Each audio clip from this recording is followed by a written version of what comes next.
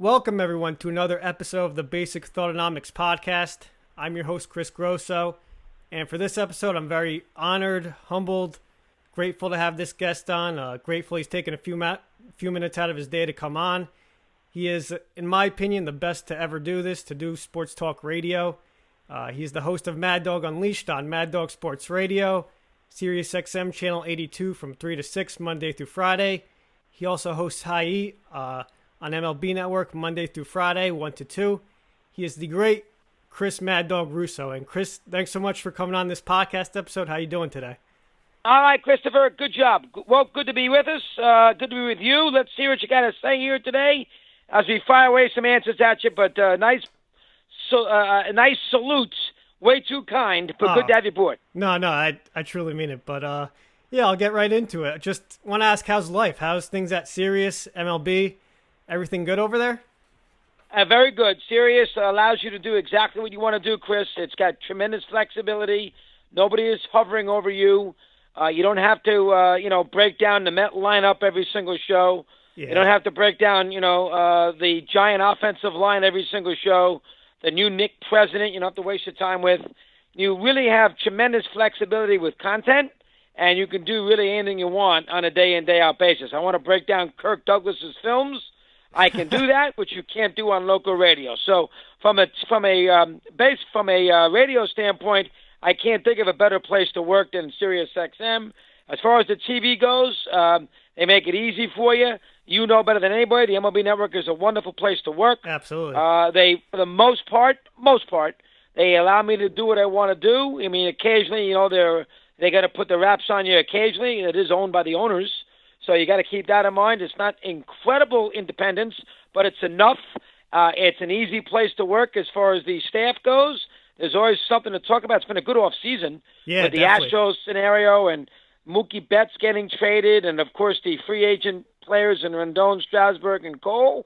So and of course they send you to the World Series. They send you to the All-Star game. Yeah. So both places, have treated me very, very well, and obviously they're in the same location.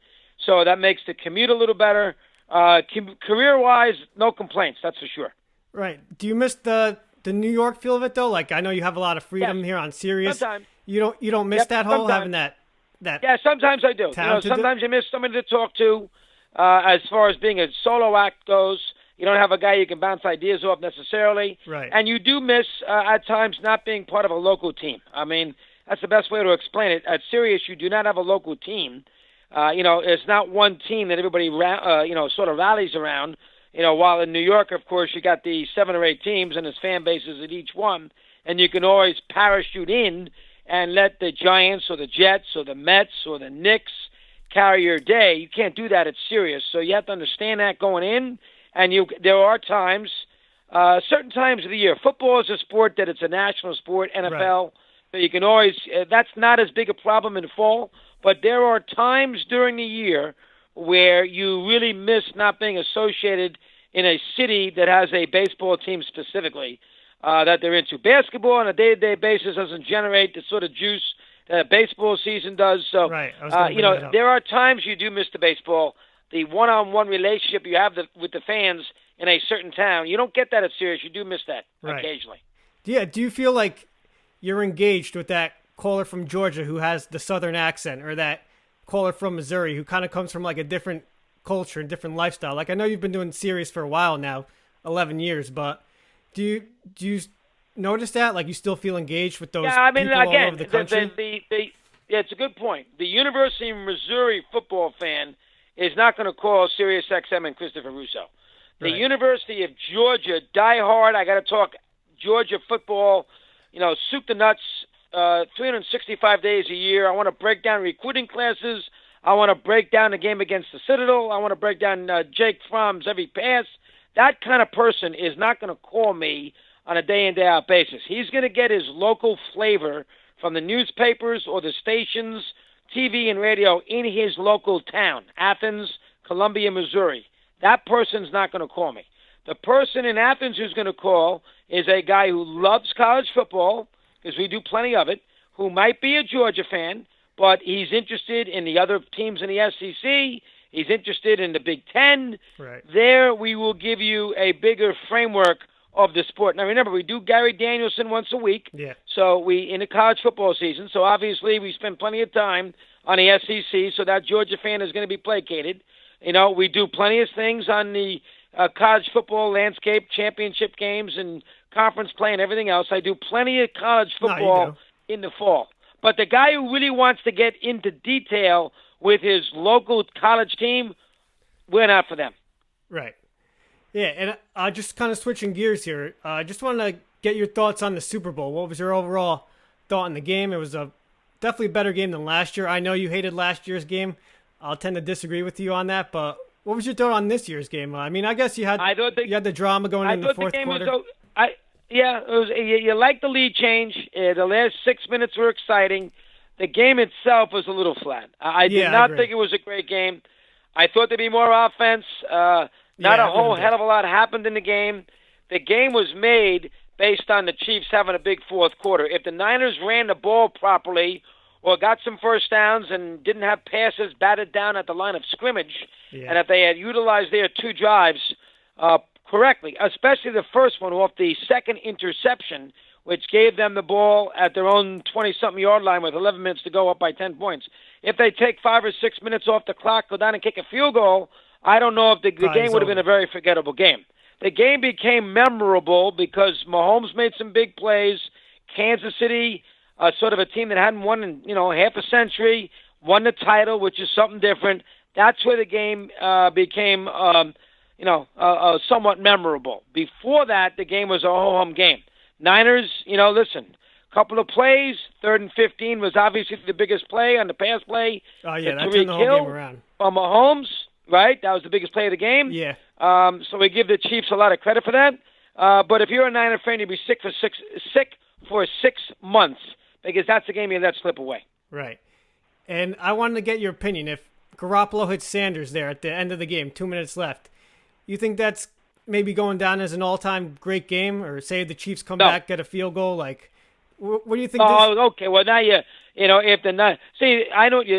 you had some back and forth to the fourth quarter, that would have helped the game. Right. Remember, it was only 1 lead change. If the Niners came back and took the lead on the play to Sanders, well, that adds a different element to the ball game a little bit. But that, and then of course the Chiefs still would have had time, as you said there, Christopher, to come down and kick a field goal, get into an overtime situation. So, there are some spots there where, the game really could have gotten to the next level. Yeah. I mean, I'd say the game is probably a C+, B-.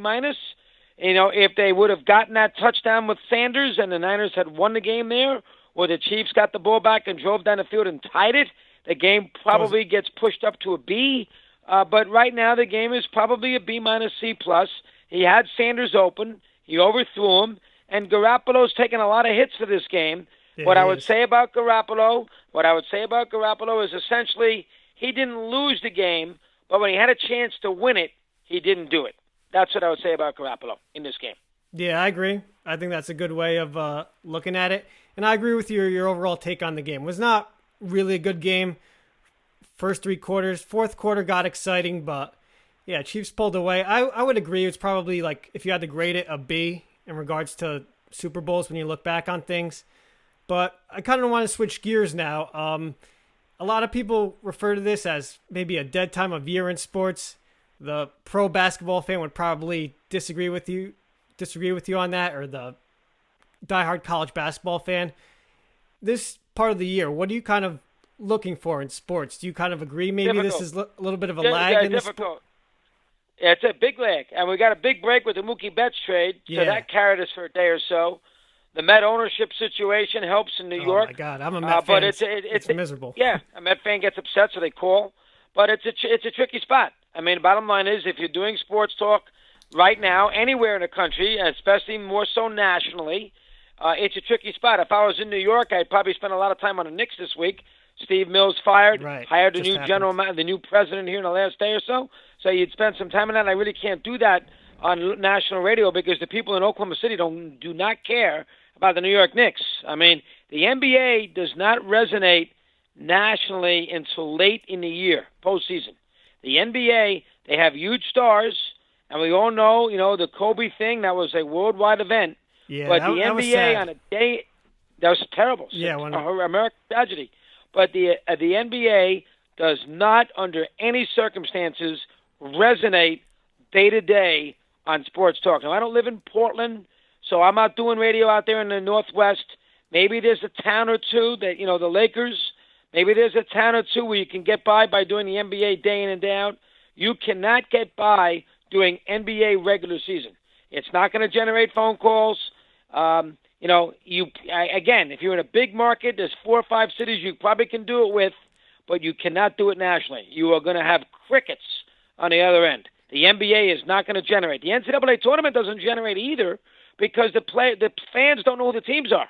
So, you think the NCAA tournament, it gives you content, but it does not give you fans because the NCAA tournament, once it begins, that's the gambling's a big component of that too, the brackets and everything. Well, okay, you have the brackets, but they're not going to call about their bracket. But they're not going to. They don't know Baylor. They don't know Gonzaga. They don't know San Diego State. So you're not going to get 9 lines for 3 hours, Chris, on Aztec basketball. So that doesn't work either. The only sport that resonates nationally week to week in the regular season is NFL football. Yeah. That's the only one. Baseball doesn't do it. The NBA doesn't do it. The NHL doesn't do it. The other sports, tennis and golf, you can cherry pick. When there's a big event, you can dive in for a little bit. Masters, Wimbledon, okay. NHL hockey finals, you can do a spot or two on it. Something dramatic happens, you can get a day out of it. But day to day, if you're doing a national show, the only sport that resonates is the NFL. Yeah, I agree. I think baseball was once there. I think it's kind of lost its national prestige in some aspects. I think it's more of a regionalized sport now. Too many markets don't care. Right. Too many markets are bad. The Pittsburgh Pirate fan doesn't care. The Kansas City Royal fan doesn't care. There are too many markets in baseball that they're not interested in. Yet the Pittsburgh fan cares about the Steelers 24/7, right. 365. And they also care what the Seahawks are doing. The Pittsburgh fan does not care what the Mariners are doing. The White Sox fan has no interest in the Padres, while the Bear fans got interest in the Raiders. So it's not national baseball. It's a local sport. It's got some national tendencies. If the Cubs do something, you get a good World Series. The Astros cheating scandal. Yeah, occasionally it breaks through, but normally it's day to day, and it's a local event, normally. Yeah, you kind of got to be like one of those diehards to really just, focus in and gravitate to every team. But, yeah, just wanted to more talk about your career now. I saw the piece you did in The Athletic, that little segment, almost like a Real Sports kind of thing with Armin Katayan. I thought it was really good. Kind of want to talk about that a little bit. Armin asked, how long do you see yourself continuing to work? And I'm going to ask the same thing myself. How long do you see yourself working in sports talk radio and TV or whatever? Yeah, it's a good question. I mean, you say now that I'll retire at the age of 63 and I'll do something else, but what's that something else going to be? So well, you still love it. It's easy to talk about retirement. There's so much golf and tennis I can do. You can talk about and traveling. You can talk about retiring all you want, but then when you do it, there's no going back. So you have to be careful when you decide that you no longer have anything to say. So for the most part, I'm still into it on a day-to-day basis. As you said before, there are certain times of the year. The last thing I want to be is in a studio. Summertime, I want to play golf. I got a beautiful day, and I got to travel to New York to do a talk radio show on the White Sox and the Astros. So there are times it can be a little bit annoying. But until I think that I'm bored stiff with the mediums, both TV and radio, I just don't see myself just hanging them up anytime soon. I'm going to do this when I'm 80? No. But, I'd hesitate even to say that this is a last contract scenario. I do love Sirius. The MLB Network has been great to me. I enjoy doing that as well. So from that standpoint, I don't think, I've thought about it. I have my one last kid after this year who's going to be home, but he's got 3 more years to go in high school. So I'm not going to go anywhere when he's still in high school. Right. You want to tell me in 4 years he goes to, University of Kansas, and I have 4 kids out of the house, and I don't want to work every day? I think that's possible, but I'm not there yet. No, I hope it wouldn't be anytime soon either. But I appreciate that. Yeah, and I loved your comment in the interview. You said, Pesci, De Niro, Pacino, they're still they doing still act. it. Yep. Yeah. Belichick's still coaching. Remember, once you quit, you really don't want to be in a situation where you're running back. Geez, I made a mistake. You'd like to have your ducks in a row. In my case, I would probably, teach at a community college or something, teach a radio or a TV course. I could see myself, because you got to fill up your day doing something. You can't sit around all day driving your wife crazy, and there's only so many golf, you can't play golf every day. And you can't play tennis every day. Yeah, you can't. Well, I would leave the Northeast. I go to warm weather. Yeah. But, I mean, there comes a point where you need to fill up your day, and that's where you have to find something to help you do that. In my case, I don't know what that would be. I mean, I would think teaching would have a little something to do with it. Maybe I'd do something along those lines, but you got to be careful. Don't quit when you think you still have a little something left. Yeah, I think your ex-partner might feel differently about that. And, well, he had the young kids, so the Mike decision to, Mike was older with younger kids. I'm younger with older kids. There's a big difference there. I think if you're going to retire when the kids are still at home, you're crazy. Who wants to sit around with a bunch of 13-year-olds all day? So the idea is to retire when they're out of the house, so you and your wife can go do something. The last thing you want to do is retire, and you got to drive the kid to school every day and pick them up, and take the dogs out and all that. I don't want to do that. So when I retire, I want to be retired, not necessarily having to worry about what the kids are up to. And if you retire when the kids are still in high school, you're with them all the time. So I'd rather not be in that. I'd rather go to work than sit around all day waiting, picking up the kid at the bus stop. I'd rather work. Let my wife deal with that. Yeah, absolutely. I hear you on that. I just wanted to also switch gears, talk about how, sports is kind of covered now, like how it's changed over the years. What do you think of sports coverage with all the debate shows now, Undisputed, First Take? I feel almost you and Mike were like the godfather of that. Like you started that, but you guys were like authentic and passionate. Just what do you make of the whole industry in general? Do you like where it's going? Do you dislike it? Like, what's your thought on that? Well, there's a lot of program time to fill on TV, so that's one of the reasons why you have all these shows on. What is ESPN2? What is FS1? They got to put something on at 10 o'clock in the morning. They figured having a couple of guys on there talking sports is a very good way to go.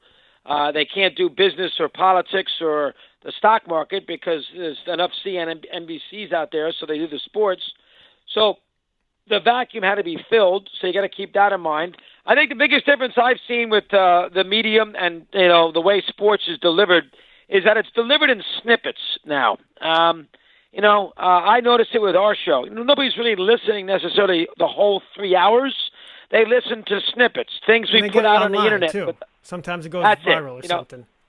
Exactly. I mean, they hear highlights. You put something, Earl Campbell called up 2 weeks ago, so they hear Earl from Austin, and you put that on you put that out there on the internet, and they all jump to it. They hear me scream and yell about something. So they don't hear the whole show. They hear snippets of the show. It's sort of everything is a highlight package is what it comes down to. I think that's probably the same with First Take, and it's the same with Nick Wright on FS1. They don't sit there and watch the whole thing. They get a little gist of what's going on, and they move on to something else. And I think that's the difference. 20 years ago, people had a tendency to go to the one place for their information. So they went to FAM. Right. And the only place that had it was, or they went to their newspapers, or they went to their favorite columnist. Now there are so many different places to go to get a little feel of what's happening in the world of sports. They don't have necessarily an allegiance to one specific person. So the allegiance has changed some. They hear a little ESPN. They put a little radio on. They bounce around on the internet. They see what people are saying about the Super Bowl game. They get a couple of different opinions. They don't necessarily have their one favorite. So I think that is the change that I have seen most of all. In the old days, everybody would make sure the radio was tuned in to 1 o'clock to hear what Mike and I had to say. All right, the Super Bowl's over. It's 1994. I got to hear what Mike and Chris say about the game. Now they got 9 million places to find out to get their opinion on the game. Too much. Yeah, it's overwhelming. So they pick it up in snippets. Nobody is going to listen to one person for 4 hours talk about the same game. So they hear a little of this, they hear a little of that, they read a little of this, they watch a little of that, and they sort of pick up a smorgasbord. I think that's the biggest difference. I really do. Yeah, I don't like the way it's trending. I think too many options is not a good thing because it just makes us as a society have less in common and less to talk about with this person. So I don't know. That's my mindset on it. I think too many options. Well, I think it also is makes it. I think it also the more people you put into these roles of dispensing information, the more rumors you get, the wrong misinformation you get. You might get some people out there who say who are improper, who say wrong things, who are maybe not racially sensitive, and as a result, it becomes a mess. If you got 50 people talking about one thing, chances are there's a few of those 50 who are going to go about it the wrong way. If you have 3 talking about the one thing and they've been doing it for a while, they're going to do it properly. So the more that you have breaking down sports, the more opportunity for somebody to go off the deep end when it's just 3 or 4. I think that's a factor here too. Yeah, absolutely. And I also wanted to ask, do you worry about maybe losing touch with the millennial fan, the kid, no, 18 or 35-year-old who's on their attached to their phone, or you don't think about that? I mean, I think that's where the internet comes in. I think again, I see it with my kids. They pick up my highlights based on Eddie Erickson sending out stuff on their on the webs, on Instagram, and they get a little feel of that. The way people collect information now, Sirius does a very good job of giving that information out. Plus, we have a good app. So if they want to hear what Christopher Russo has to say about something, they may not hear it for 3 hours. They may not know how I break down a show and how I try to do something differently in each hour, but they know if I say something interesting that day, or if I do a monologue, or if I do a good interview, or if Earl from Austin calls, Eddie is going to get it to them, and they will find it. They might find it. It might only be a 90-second hit, but they will find it. They're not listening for 3 straight hours like they used to. Yeah. So that's the way you have. But I don't look at it that way. I just do the show, and then I'll let the powers that be at Sirius or at the MLB Network take out the highlights, and then people watch it that way. They watch highlights more than they watch the shows or listen to the shows. It's highlight driven now, more so than it is length driven. It's quick, hit, easy. That's what it is. Yeah. I don't necessarily like where it's trending in that regard, but I guess it is what it is in regards to that. But yeah, I just want to thank you so much for coming on. Just want to get your opinion on one more thing before we wrap up. Just want to ask you. Yes, Christopher. It's a sad topic, but we talked about Kobe before. I just wanted to get your, thoughts behind it. Like, where does this lie in history in regards to tragedy? Well, Lady Di, history. Lady Di is when you think about an awful lot. He gets in an helicopter with 8 others, and it hits a mountain, and they all perish just like that. He was a global brand. He played in the Olympics, grew up in Italy, played 20 years in one city, played for a franchise that is an iconic franchise, I would say. Team. The Lakers, Celtics. They are the 2 teams in the NBA that have iconic status. The Knicks do not. The Knicks have iconic status because they play in New York. They don't have iconic status for what they have done. Not for their success. The Lakers and Celtics do. So you put all that in the mix. The fatherhood aspect of it, taking his kid to a youth basketball game, that has to count. The fact that Kobe, put himself out there in the last, whatever it might be, the last few years, helping others, going to Alabama to talk to their football team, going to the Houston Texans to talk to their football team, going to University of Connecticut women games, his relationship with Djokovic. He's a world athlete. It's one of the worst. I'm sure I come up with a couple of. I wasn't around with this Marshall football team in '70. Nobody knew who the team was, but that was a tragedy. Again, Lady Di, with what she went through, paparazzi following her, dying in a tunnel in Paris. I think that, that's the comparison that I would make most think of. But the Kobe thing is unparalleled in its horror. It really is. It's a horrendous story. I think America is finally just starting to pick themselves up again. Yeah, I was going to say. and getting and moving on. But it was an horrendous. That's one of the worst. And you're never going to forget where you were when you found out that Kobe passed away. That's what I was saying. Yeah. Never going to forget. No, yeah, you always remember where you were that day. But yeah, that's pretty much all I got. I just wanted to, Chris, again, thank you so much for coming on. Anytime, Christopher. Yeah, you did a great job here. Podcast is probably the way the world is going. Yeah. And so much success to yours. How's that sound? Thank you so much. I appreciate it. And again, thank you for helping with this, for coming on. Appreciate it so much. And yeah, best of luck, and we'll talk soon. All right, Christopher. Good job. Thank you very much, pal. Thanks for having me. All right. Have a good one. And that'll wrap things up on this latest episode of the Basic Thoughtonomics podcast. I'm your host, Chris Grosso, and want to thank Chris so much again for coming on. That was very gracious of him and nice of him to give me a few minutes of his time. As always, follow me on social media. My Twitter, Instagram handles at ChrisGrosso16. For the podcast, Twitter is at Basic Thought Pod. On Instagram, it's at Basic Thoughts Pod. So, again, thank you guys so much for listening, and follow me on social channels. Let you know what I'm doing for the next episode, and have a great day.